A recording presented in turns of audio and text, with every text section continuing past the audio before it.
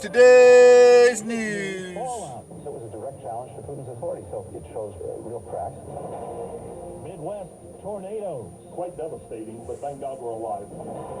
She lost her son and husband on the submersible. I said, I'm preparing for the worst.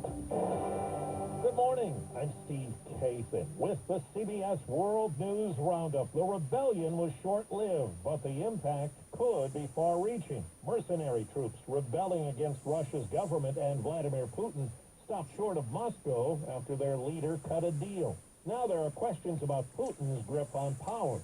He was seen today for the first time since the weekend events in a video addressed to young engineers. He referred to severe external challenges. CBS's Ian Lee. An uneasy calm has returned to the country. State TV tried to show business as usual with an undated video of Defense Minister Sergei Shoigu visiting a command center.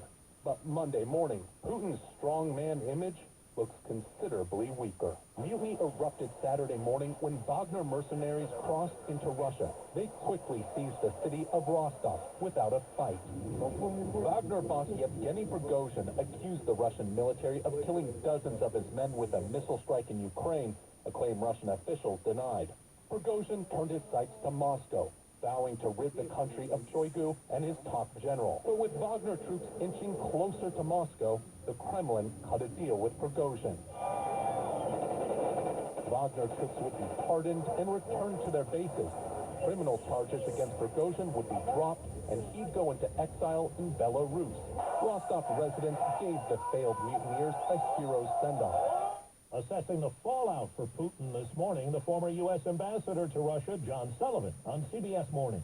He put down the rebellion, but at great cost. He labeled Prigozhin a traitor, and then Putin struck a deal with him and let him go free. That's extraordinary. According to the Kremlin spokesman, they needed to avoid bloodshed and chaos. What does that say about Putin's control over the country? It doesn't speak well. At the White House, CBS's Weijia Chang. The president instructed American diplomats to engage with their Russian counterparts to make sure Moscow understood its responsibility in protecting American personnel and citizens in Russia, according to Secretary of State Antony Blinken.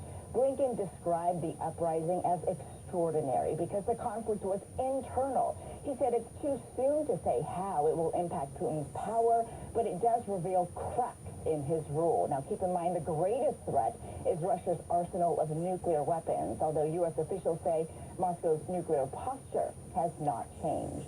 At least one death reported after at least 3 tornadoes rolled through Indiana. CBS's Lilia Luciano. This tornado quickly turned massive after touching down in Johnson County outside of Indianapolis on Sunday, cutting through homes and hurling debris hundreds of feet into the air. The twister ravaged parts of Bargersville, ripping roofs off dozens of homes, including John Keith.